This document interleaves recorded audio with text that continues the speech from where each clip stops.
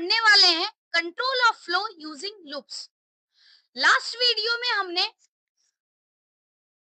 Control of flow के बारे में इंट्रोडक्शन पढ़ा था और साथ साथ कंडीशनल स्टेटमेंट के बारे में भी पढ़ा था। तो आज हम लूपिंग स्टेटमेंट के बारे में भी पढ़ेंगे। जैसे अगर हम बात करें इटरेटिव स्टेटमेंट की, इटरेटिव स्टेटमेंट और लूपिंग स्टेटमेंट दोनों सेम चीज है। इटरेटिव को ही हम लूपिंग स्टेटमेंट कहते हैं। These statements repeat a set of instruction for a certain number of times.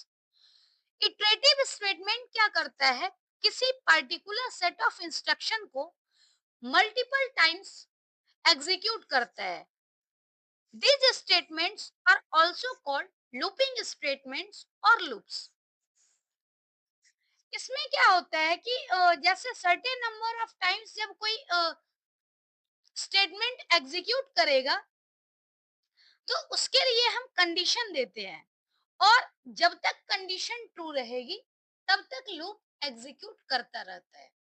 तो अगर हम लूप की बात करें तो लूप में टोटल 3 पार्ट होते हैं। एक होता है इनिशियलाइजेशन, यानी इनिशियलाइजेशन का मतलब है initializes a counter variable to start the loop. मतलब अगर हम किसी लूप को स्टार्ट करते हैं तो इनिशियल वैल्यू क्या होगी, इनिशियल वैल्यू क्या रहेगी, वो प्रोसेस जो है हम इनिशियलाइजेशन के थ्रू करते हैं। This is done only once in a loop. Initialization का जो प्रोसेस है वो लूप में सिर्फ एक बार किया जाता है। नेक्स्ट है condition. Specifies a condition that must evaluate to true for the next iteration. यानी हम इनिशियलाइजेशन के बाद कंडीशन स्पेसिफाई करते हैं और कंडीशन ट्रू रहने पे ही नेक्स्ट इटरेशन जो है वो एग्जीक्यूट होगा। यानी एक कंडीशन, एक पर्टिकुलर ब्लॉक ऑफ स्टेटमेंट को एग्जीक्यूट होने के लिए जो कंडीशन है उसका ट्रू होना जरूरी है। If the condition evaluates to true the statements inside the loop body will execute. यानी अगर कंडीशन ट्रू होगी तो स्टेटमेंट एग्जीक्यूट होगा। If the condition evaluates to false, the loop will terminate. यानी कंडीशन ट्रू होगी तो लूप स्टेटमेंट एग्जीक्यूट करता रहेगा, जब कंडीशन फॉल्स होगी तो लूप टर्मिनेट हो जाएगा। तो ये कंडीशन स्टेटमेंट था। अगर हम बात करें इटरेशन की, बेसिकली ये इटरेशन नहीं, इसको हम अपडेशन भी कह सकते हैं। इंक्रीज और decrease the counter variable after every pass of the loop. अगर हम वेरिएबल को इंक्रीज या डिक्रीज नहीं करेंगे तो कोई ऐसा टाइम ही नहीं आएगा जब ये कंडीशन फॉल्स हो। तो इसके लिए हमें काउंटर वेरिएबल को बार बार अपडेट करना होता है, आइदर वैल्यू इंक्रीज करके या फिर डिक्रीज करके। तो लूप में टोटल 3 पार्ट होता है। एक हम स्टार्टिंग वैल्यू लेते हैं, उसके बाद हम कंडीशन को चेक करते हैं, कंडीशन ट्रू होने के बाद लूप कंटिन्यू रहेगा, फॉल्स होने पे लूप टर्मिनेट हो जाएगा। और इटरेशन या अपडेशन में हम क्या करते हैं, जो काउंटर वेरिएबल है यानी हमने जो वैल्यू इनिशियलाइज की थी वो बेसिकली काउंटर वेरिएबल होता है जो कि हम लूप को स्टार्ट करने के लिए यूज करते हैं। तो ये काउंटर वेरिएबल को हम हर पास में अपडेट करते हैं ताकि एक ऐसा टाइम भी आए जब कंडीशन ट्रू या फिर ट्रू के बाद फॉल्स हो सके। तो पहला स्टेटमेंट यहाँ पर है for loop. For loop is used to repeat the set of instructions for a fixed number of times. For loop में क्या होता है कि हम लोग ये डिफाइन करते हैं कि हमें कितने टाइम एक इंस्ट्रक्शन को रिपीट करना है। फॉर लूप में हम लोग नंबर ऑफ टाइम्स को डिफाइन करते हैं कि एक लूप जो है वो कितने टाइम तक चलेगा। अगर हम फॉर लूप के सिंटैक्स की बात करें तो फॉर लूप का जो सिंटैक्स होता है वो हम फोर कीवर्ड से स्टार्ट करते हैं। उसके बाद इनिशियलाइजेशन यानी काउंटर वेरिएबल को हम इनिशियलाइज करते हैं। नेक्स्ट हम कंडीशन डिफाइन करते हैं और इटरेशन या अपडेशन, इसमें हम जो काउंटर वेरिएबल इनिशियलाइज करते हैं उसे हम अपडेट करते हैं। और फॉर लूप के अंदर हम सेट ऑफ स्टेटमेंट लिखते हैं जिसे हमें रिपीट करना है। तो इस तरीके से फॉर लूप काम करता है। अगर हम इसे फ्लो चार्ट की हेल्प से देखें तो फ्लो चार्ट की हेल्प से हम समझेंगे। पहला है जैसे काउंटर वेरिएबल है इनिशियलाइजेशन। अब इनिशियलाइज किया, ये तो फॉर लूप का ये फर्स्ट पार्ट है, हमने इनिशियलाइज कर दिया है। उसके बाद इनिशियलाइजेशन के बाद कंडीशन चेक होगी। अगर कंडीशन ट्रू होती है तो लूप का बॉडी एग्जीक्यूट हो जाएगा, और अगर कंडीशन फॉल्स है तो डायरेक्ट लूप से टर्मिनेट हो जाएगा और नेक्स्ट स्टेटमेंट तक कंट्रोल ट्रांसफर हो जाएगा। अगर कंडीशन ट्रू होगी तभी क्या है, इंक्रीमेंट या डिक्रीमेंट होगा वैल्यू में, यानी वैल्यू 1 से इंक्रीज होगी या फिर डिक्रीज होगी। तो इस तरह से फॉर लूप जो है वो वर्क करता है। अगर हम एग्जाम्पल की बात करें तो एग्जाम्पल के लिए हम यहाँ पर एक स्टेटमेंट लेते हैं, क्वेश्चन लेते हैं। इस एग्जाम्पल में क्या दिया गया है, to display the text hello life you are so good for 5 times. मतलब हमें सेम प्रोग्राम लिखना है जैसे हम पहले से लिखते आ रहे हैं, बस यहाँ पर फॉर लूप का यूज करना है। और फॉर लूप का यूज करके हमें क्या करना है, hello life you are so good print करना है 5 टाइम्स। मतलब हमने यहाँ पर ये फिक्स कर दिया कि हमें कितने टाइम लूप को एग्जीक्यूट करना है। यानी काउंटर वेरिएबल क्या करता है, काउंटिंग करता है। तो हमने यहाँ पर काउंटिंग शुरू कर दी। HTML के स्टेटमेंट में हम जावा स्क्रिप्ट को इंक्लूड करते हैं। बॉडी HTML का जो बॉडी सेक्शन है इसमें हमने जावा स्क्रिप्ट को डिफाइन किया है। P है यानी वेब पेज पे पैराग्राफ टैग हमने डिफाइन किया for loop example. For loop example है। जो स्क्रिप्ट है, स्क्रिप्ट टैग में हम जावा स्क्रिप्ट के स्टेटमेंट को एम्बेड करते हैं। फॉर I इक्वल टू 0 यानी I एक काउंटर वेरिएबल है जिसको हमने 0 से इनिशियलाइज कर दिया है। उसके बाद क्या है, I less then 5। I less then 5 इसका मतलब क्या है, हमने दे दी है कंडीशन। जब I की वैल्यू इनिशियल वैल्यू 0 है और हमने कंडीशन I लेस देन 5 दिया है, इसका मतलब 0, 1, 2, 3 और 4। जब तक काउंटर वेरिएबल की वैल्यू 0 से 4 तक रहेगी, स्टेटमेंट एग्जीक्यूट होगा।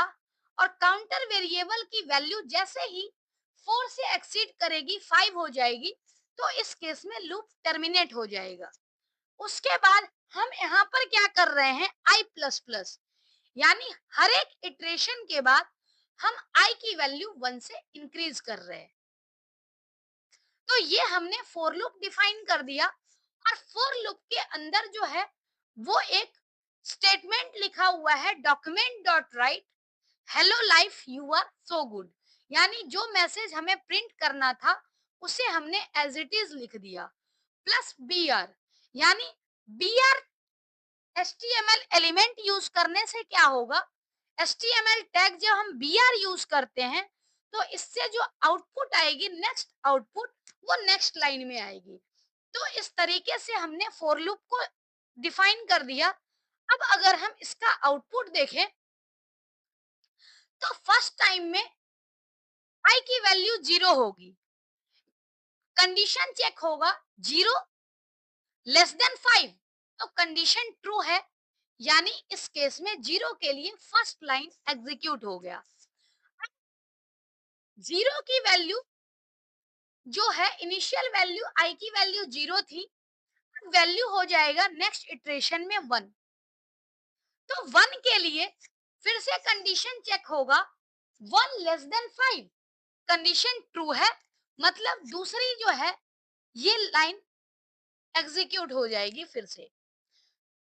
1 के बाद आई की वैल्यू अब नेक्स्ट टाइम इंक्रीमेंट होकर के 2 हो जाएगी।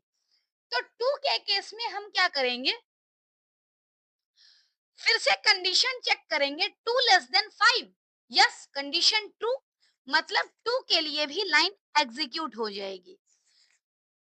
2 के बाद आई की वैल्यू 3 हो जाएगी, तो 3 और 4, 3 के लिए 4 के लिए कंडीशन ट्रू है। 4 के बाद जैसे ही आई की वैल्यू 5 होगी, इसका मतलब क्या है, 5 लेस देन 5, यानी कंडीशन फॉल्स। अब इस केस में जब कंडीशन फॉल्स होता है तो लूप टर्मिनेट हो जाता है, यानी लूप अब टर्मिनेट हो गया, मतलब हमने क्या किया है, 5 टाइम्स लूप का स्टेटमेंट प्रिंट कर दिया है। तो इस तरीके से फॉर लूप वर्क करता है। दूसरा एग्जांपल हम देखते हैं, एक प्रोग्राम है जो 0 से 10 तक वैल्यू प्रिंट करने के लिए लिखा गया है। जब हम 0 से 10 तक वैल्यू को प्रिंट करेंगे, इसका मतलब क्या है कि हमारा स्टार्टिंग वैल्यू क्या होना चाहिए, 0, और 10 तक प्रिंट करना है। इसका मतलब क्या है, आइदर हमें कंडीशन लेस देन 11 देनी होगी, या फिर अगर हम 10 देते हैं तो लेस देन इक्वल टू 10 देना होगा, ताकि 0 से 10 तक सब इंक्लूड रहे। अब सेम प्रोग्राम यहाँ पर लिखा गया है, स्ट्रक्चर सेम है, सिर्फ फॉर लूप का जो कंटेंट है वो चेंज किया गया है।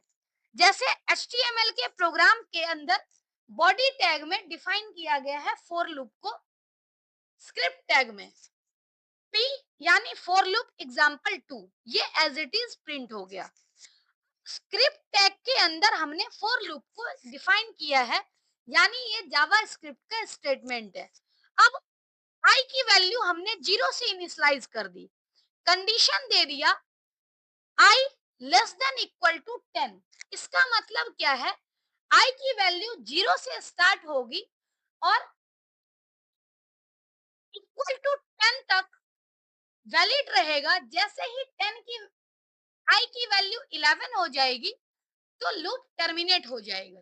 अब अगर हम स्टेटमेंट की बात करें तो यहाँ पर हम आई की वैल्यू प्रिंट कर रहे हैं, यानी डॉक्यूमेंट डॉट राइट आई, आई की वैल्यू फर्स्ट टाइम में 0 है, इंक्रीमेंट होने के बाद 1 हो जाएगा, और बी आर टैग जो हम यूज कर रहे हैं ताकि आउटपुट हमें नेक्स्ट लाइन में दिखे।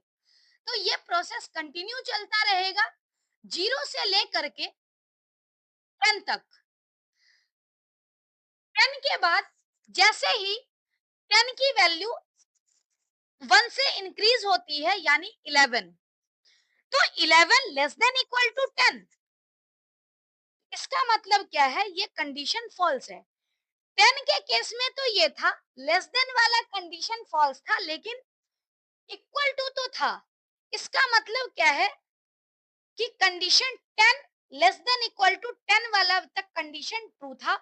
जैसे ही आई की वैल्यू 11 हुई, कंडीशन फॉल्स हो गया। इसका मतलब क्या है, कंडीशन फॉल्स होते ही लूप टर्मिनेट हो जाएगा और हमें आउटपुट क्या दिखेगा, यहाँ पर 0 से 10। तो अगर हम देखें 0 से 10 प्रिंट करने के लिए इस तरीके से हम फॉर लूप को डिफाइन करते हैं। और यहाँ पर भी हमने यही डिफाइन किया है कि एक लूप जो है वो कितने टाइम तक एग्जीक्यूट होगा। अब ये फॉर लूप का कंसेप्ट था। नेक्स्ट अगर हम देखें तो दूसरा लूप जो हमें पढ़ना है वो है while loop. While loop while loop is also used to repeat the set of instructions until conditional statements return true, यानी while loop का यूज भी हम करते हैं सेम पर्पस के लिए। जब कंडीशन ट्रू रहेगा तब तक सेट ऑफ इंस्ट्रक्शन का जो एग्जीक्यूशन है वो रिपीट होता रहेगा। Once the condition return false, the loop is terminated. Same यहाँ पर भी यही है कि कंडीशन सही जब तक है तब तक लूप का स्टेटमेंट एग्जीक्यूट होगा, और जैसे ही कंडीशन फॉल्स होगा लूप का स्टेटमेंट टर्मिनेट हो जाएगा।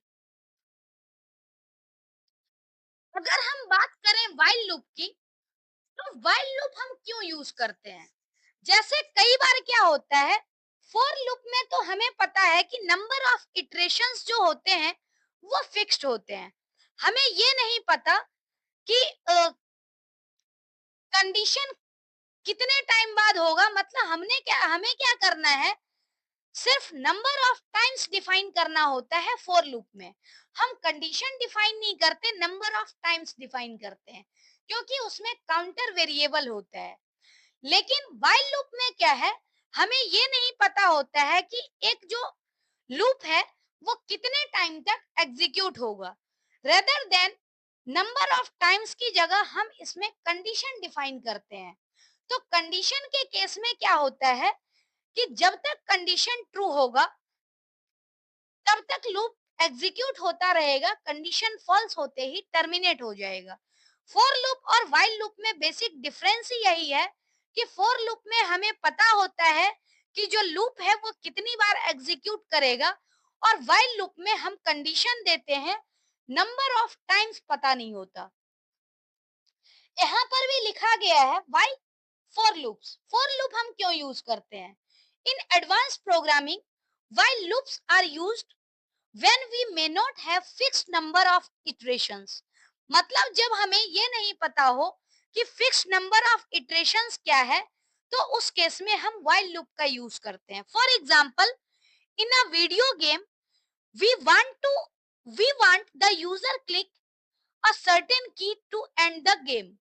मतलब हमें, अगर हम वीडियो गेम की बात करें तो वीडियो गेम में क्या होता है, यूजर को कोई की प्रेस करनी पड़ती है जिससे क्या है, गेम एंड हो जाए। तो हमें ये तो नहीं पता है कि यूजर को कितने देर बाद गेम को एंड करना है, कितने इटरेशन बाद। तो इसलिए हम कंडीशन देते हैं। We can use while loop to make the game go on and it will break only if the key is pressed. मतलब इसमें हमने क्या किया, काउंटिंग फिक्स नहीं की है, कंडीशन फिक्स कर दिया कि यूजर अगर ये पर्टिकुलर की प्रेस करेगा तो गेम एंड हो जाएगा, यानी हमने कंडीशन डिफाइन किया है। In for loops number of iterations are mostly fixed. मतलब फोर लूप में नंबर ऑफ इटरेशंस जो हैं वो फिक्स होते हैं, लेकिन व्हाइल लूप में इटरेशन फिक्स नहीं होता। इसमें हम कंडीशन डिफाइन करते हैं और कंडीशन के अकॉर्डिंग जो आपका इटरेशन है वो एग्जीक्यूट करता है या फिर टर्मिनेट हो जाता है। अगर हम व्हाइल लूप के सिंटैक्स की बात करें तो यहाँ पर भी सेम प्रोसेस होता है, इनिशियलाइजेशन, कंडीशन और इटरेशन का। तो व्हाइल लूप के बाहर जैसे हमने क्या किया, इनिशियलाइजेशन कर दिया, यानी स्टार्टिंग वैल्यू हमने इनिशियलाइज कर दी। व्हाइल में हम डिफाइन करते हैं कंडीशन। अगर कंडीशन ट्रू होगी तो व्हाइल का स्टेटमेंट एग्जीक्यूट करेगा जो इनसाइड लिखा हुआ हो, और स्टेटमेंट एग्जीक्यूट करने के बाद हर इटरेशन के बाद जो वैल्यू है वो वैल्यू अपडेट हो जाती है, आइदर इंक्रीज हो जाता या फिर डिक्रीज हो जाता। तो सेम जो लॉजिक है वो फॉर लूप की तरह ही है। अब अगर हम फ्लो चार्ट की हेल्प से देखें तो फ्लो चार्ट में यहाँ पर क्या किया गया है, कंडीशन है, व्हाइल कंडीशन और कंडीशनल कोड। अगर व्हाइल की कंडीशन ट्रू है तो ब्लॉक एग्जीक्यूट होगा, अगर कंडीशन फॉल्स है तो जो ये ब्लॉक ऑफ कोड है ये एग्जिट हो जाएगा। और जब तक कंडीशन ट्रू होती रहेगी ये जो प्रोसेस है ये रिपीट होता रहेगा। अगर हम व्हाइल लूप के एग्जाम्पल की बात करें तो जैसे हमने फॉर लूप का एग्जाम्पल देखा था, उसी तरह से व्हाइल लूप के भी हम कुछ एग्जाम्पल देखेंगे ताकि कंसेप्ट और अच्छे से क्लियर हो जाए। यहाँ पर दिया गया है, program to display between square of numbers between 1 to 5। हमने यहाँ पर नंबर ऑफ इटरेशंस फिक्स नहीं किए, हमने कंडीशन फिक्स कर दी है कि हमें 5 तक का जो नंबर है उसका स्क्वायर निकालना है। इसका मतलब क्या है, हमने HTML का प्रोग्राम हमें लिखना है। HTML के बॉडी पार्ट में हम यहाँ पर क्या कर रहे हैं, जावा स्क्रिप्ट के प्रोग्राम को लिख रहे हैं। While loop example 1 same print हो जाएगा वेब पेज के ऊपर। अब स्क्रिप्ट टैग के अंदर हमें क्या करना है, जावा स्क्रिप्ट का प्रोग्राम लिखना है। व्हाइल कंडीशन देने से पहले हमें वेरिएबल को इनिशियलाइज करना है वेर i इक्वल टू 1। तो हमने वेरिएबल को इनिशियलाइज कर दिया where i equal to 1। Then while, अगर हम व्हाइल की बात करें तो इसमें व्हाइल में कंडीशन देंगे i less than equal to 5, क्योंकि हमें क्या करना है, 5 तक के नंबर को स्क्वायर करना है, यानी 5 भी इंक्लूड होना चाहिए। तो हम यहाँ कंडीशन देते हैं while i less than equal to 5। जब कंडीशन ट्रू होगी तो जो भी नंबर होगा उस नंबर का स्क्वायर करने के लिए हम यहाँ पर उसी नंबर को सेम नंबर से मल्टीप्लाई कर रहे हैं, और इसका जो रिजल्ट है वो स्क्वायर नाम के वेरिएबल में स्टोर कर रहे हैं। यानी वेर कीवर्ड से हमने एक वेरिएबल डिफाइन करवाया है और इसमें आई की जो वैल्यू है उसको हम स्टोर कर रहे हैं। फर्दर आई की वैल्यू को हम प्रिंट कर रहे हैं डॉक्यूमेंट डॉट राइट स्टेटमेंट से स्क्वायर ऑफ आई, मतलब आई की जो वैल्यू है इसका स्क्वायर यहाँ पर प्रिंट होगा। स्क्वायर क्या प्रिंट होगा, तो जो स्क्वायर की वैल्यू कैलकुलेट की गई है, और बी आर टैग से क्या हो रहा है, लाइन चेंज हो रहा है। तो हमने क्या देखा, पहले इनिशियलाइजेशन, उसके बाद व्हाइल में हमने स्टेटमेंट लिखे। करंट इटरेशन जब यहाँ पर वर्क कर गया, कंप्लीट हो गई, तो लास्ट में हम क्या कर रहे हैं, आई की वैल्यू को अपडेट कर रहे हैं, यानी 1 से इंक्रीज हो रहा है। 1 से इंक्रीज करने के बाद फर्दर क्या है, ये व्हाइल लूप के पास कंट्रोल ट्रांसफर होगा। ये कंट्रोल तब तक ट्रांसफर होता रहेगा, लूप तब तक एग्जीक्यूट करता रहेगा जब तक वैल्यू 5 हो। तो अगर हम यहाँ पर देखें आउटपुट में, तो इस केस में क्या हो रहा है, 1 वैल्यू थी, यानी कंडीशन चेक हो रहा है 1 less than equal to 5। Condition 1 है, इसका मतलब 1 मल्टीप्लाइड बाई 1, यानी इस टाइम में स्क्वायर वेरिएबल की जो वैल्यू है वो 1 है, और जब हम इसे प्रिंट करेंगे तो स्क्वायर ऑफ 1 1 प्रिंट हो जाएगा। उसके बाद 1 की वैल्यू अपडेट हो जाएगी 2, फिर से कंडीशन चेक होगा 2 less than equal to 5, condition true है, तो 2 इंटू 2 यानी इस टाइम में 4 प्रिंट होगा। देन वैल्यू अपडेट होकर के 3 हो जाएगा। नेक्स्ट 3 लेस देन 5, तो कंडीशन ट्रू है। अब इस केस में क्या है, 3 लेस देन 5 जैसे ही होगा तो कंडीशन ट्रू है, यानी 3 मल्टीप्लाइड बाय 3। अब इस टाइम में स्क्वायर जो है वो 3 की जो वैल्यू है, यानी आई की वैल्यू 3, तो 3 मल्टीप्लाइड बाय 3 यानी 9। अब 9 की जो वैल्यू है, 9 वैल्यू वो स्क्वायर में सेव हो गई है, स्क्वायर में स्टोर हो गई। अब स्क्वायर की वैल्यू को हम प्रिंट करेंगे तो ऐसे ही 9, देन 4 का स्क्वायर 16 और 5 का स्क्वायर 25। जब ये प्रिंट होगा तो 5 के बाद वैल्यू क्या होगी, यहाँ पर 6। अगर कंडीशन चेक होती है 6 लेस देन इक्वल टू 5, तो कंडीशन चूंकि फॉल्स हो गया, इसका मतलब लूप टर्मिनेट हो जाएगा, और यहाँ पर हमें जो आउटपुट दिख रहा है वो दिख रहा है 1 से लेकर के 5 का स्क्वायर। तो इस तरीके से व्हाइल लूप काम करता है। दूसरा एग्जांपल है, जैसे हमने फॉर लूप का यूज करके मैसेज प्रिंट कराया था, उसी तरीके से व्हाइल लूप का यूज करके भी हम मैसेज प्रिंट कर रहे हैं, hello life you are so good. Same process है, वेरिएबल को इस कंडीशन में हमने 1 से इनिशियलाइज किया है तो हमें लेस देन इक्वल टू 5 तक लेना पड़ेगा। अगर हम वेरिएबल 0 ले लेते तो हमें 0 से 4 तक ही लूप चलाना होता, तभी जा करके हम 5 टाइम्स वैल्यू प्रिंट कर पाते। तो इसलिए क्या है, हम काउंटर वेरिएबल के अकॉर्डिंग देख करके कंडीशन देते हैं। आइदर काउंटर वेरिएबल की जो वैल्यू होगी वो 1 से 5 तक चलनी चाहिए या फिर 0 से 4 तक चलनी चाहिए। तो इस तरीके से हमने कंडीशन यहाँ पर दिया है वेर आई इक्वल टू 1, यानी आई की वैल्यू जो है वो 1 से अपडेट हो गई। मतलब इनिशियल वैल्यू क्या है, 1। अब 1 less than equal to 5, condition true है तो प्रिंट हो गया hello life you are so good.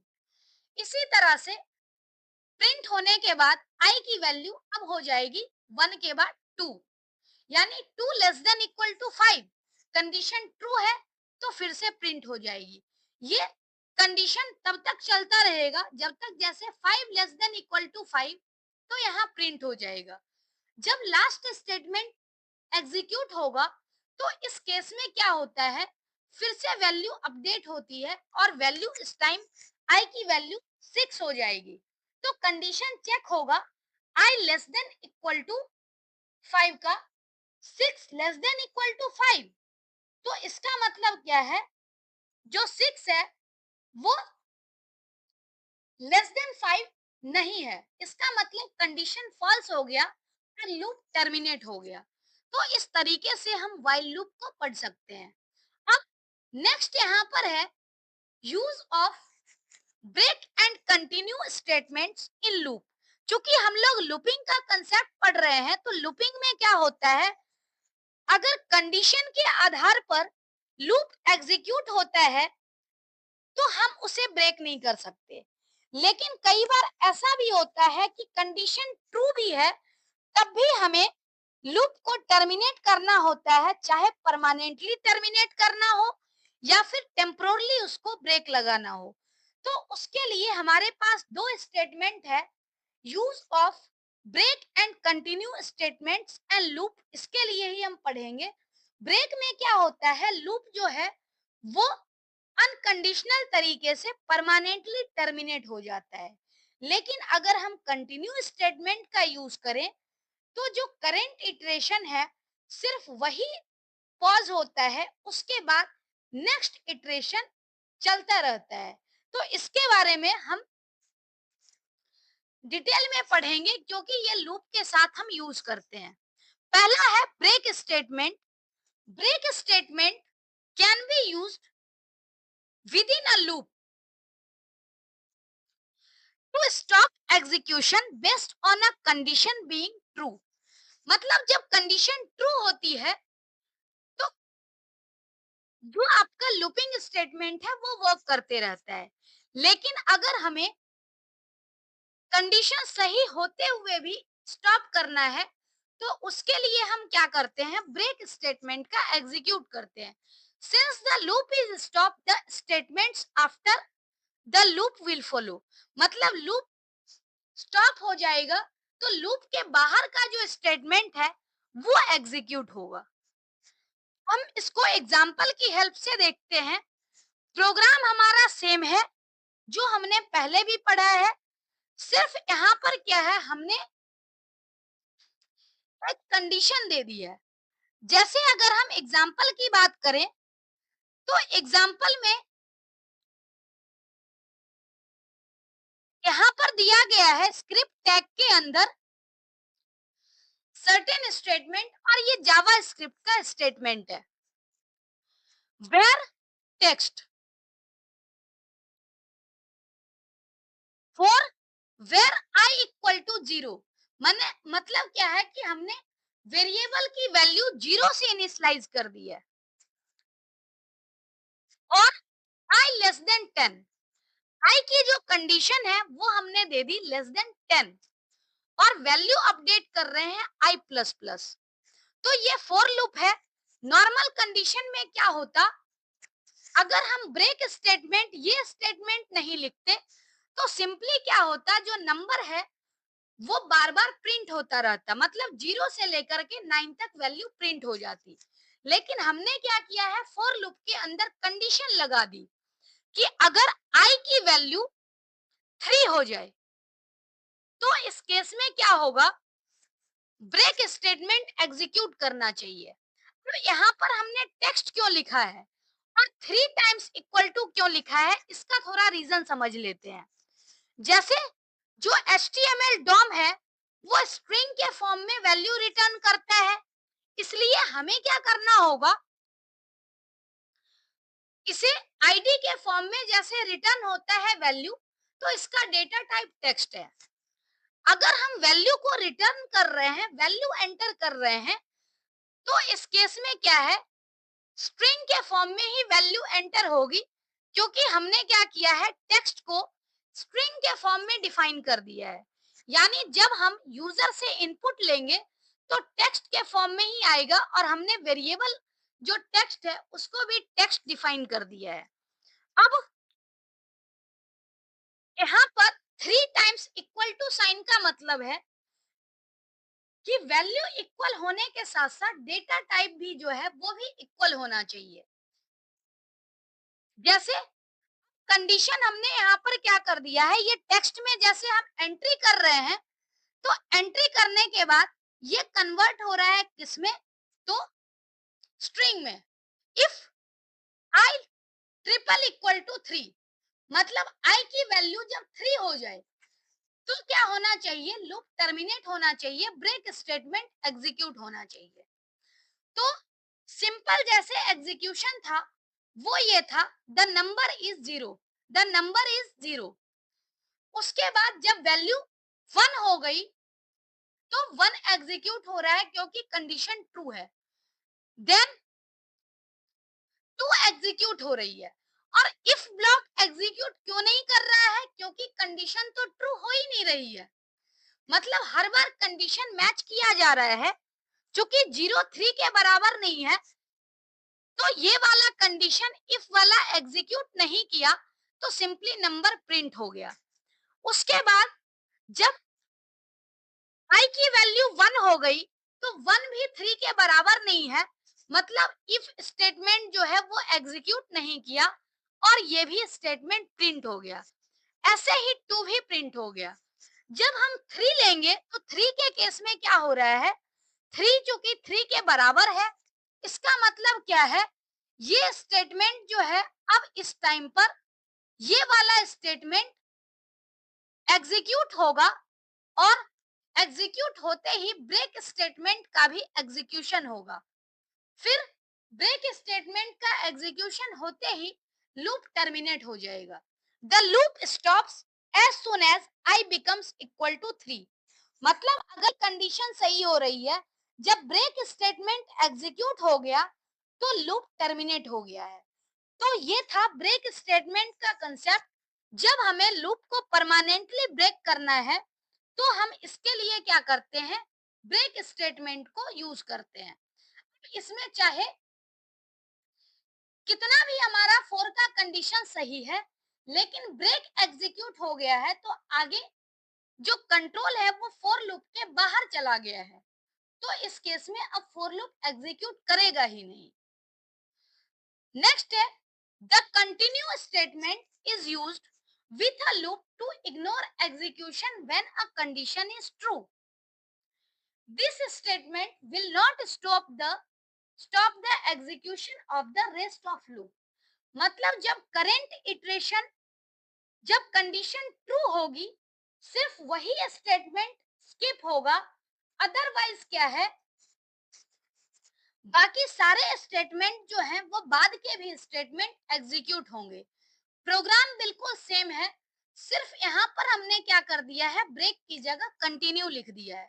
अब इस केस में क्या है, 0 तो एग्जीक्यूट करेगा ही करेगा, 1 भी एग्जीक्यूट करेगा, क्योंकि ये कंडीशन तो ट्रू नहीं हो रही है इस टाइम पर। 2 के केस में भी कंडीशन क्या हो रहा है, फॉल्स हो रहा है। जब ये 3 हो जाए, तो 3 के केस में कंडीशन ट्रू होगी और कंटिन्यू स्टेटमेंट एग्जीक्यूट कर जाएगा।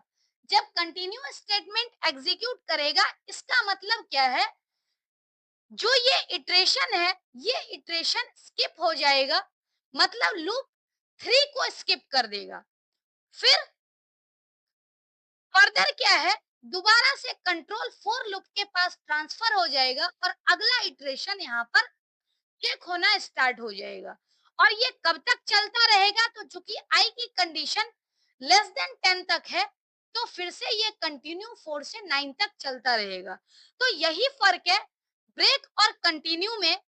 ब्रेक में हम क्या करते हैं, जब कंडीशन अप्लाई करते हैं तो उस केस में क्या होता है, जो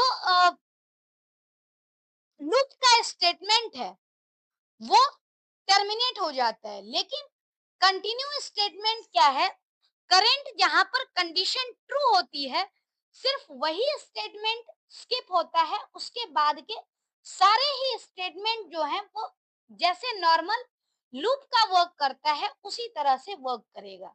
अगर हम इस आउटपुट को ध्यान से देखें तो आउटपुट में क्या है, जावा स्क्रिप्ट का जैसे लूप है, तो लूप क्या करेगा, सिर्फ वो स्टेटमेंट को स्किप करेगा जब आई की वैल्यू 3 है। अगर हम आउटपुट को देखें तो 3 वाला जो स्टेप है वो मिसिंग है। ओवरऑल हम यही कह सकते हैं कि ब्रेक और कंटिन्यू में यही फर्क है। जब लूप को हमें नॉर्मल तरीके से एग्जीक्यूट नहीं करवाना हो, यानी कंडीशन ट्रू रहते हुए भी स्टेटमेंट को हमें एग्जीक्यूशन से रोकना हो, तो उसके लिए हम ब्रेक और कंटिन्यू यूज करते हैं। ब्रेक के केस में क्या है, जब स्टेटमेंट एग्जीक्यूट हो जाए ब्रेक स्टेटमेंट, तो उसके आगे का सारा स्टेटमेंट का एग्जीक्यूशन स्टॉप हो जाता है।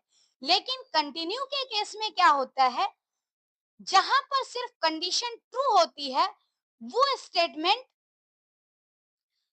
का एग्जीक्यूशन रुकता है। उसके अलावा जितने भी स्टेटमेंट हैं जो कि लूपिंग के अकॉर्डिंग कंडीशन ट्रू रहेगी, वो सारे स्टेटमेंट एग्जीक्यूट होंगे। अब 0 to 9 यहाँ एग्जीक्यूट इसीलिए हुआ है क्योंकि 10 का जो कंडीशन है, 10 लेस देन 10 कभी नहीं हो सकता है। तो 10 लेस देन 10 जब नहीं होगा, इसका मतलब क्या है, ये कंडीशन वैल्यू 10 होते ही फॉल्स हो रहा है। तो इस केस में वैल्यू 10 होते ही जब फॉल्स हो गया, मतलब 9 के बाद नॉर्मल जो फोर लूप है वो टर्मिनेट हुआ है। तो ये कंसेप्ट था कंट्रोल फ्लो यूजिंग लूप्स। और ये अगर देखा जाए लूपिंग स्टेटमेंट का, तो इसका लास्ट पोर्शन था ब्रेक एंड कंटिन्यू स्टेटमेंट। आज के लिए इतना ही। Thank you so much.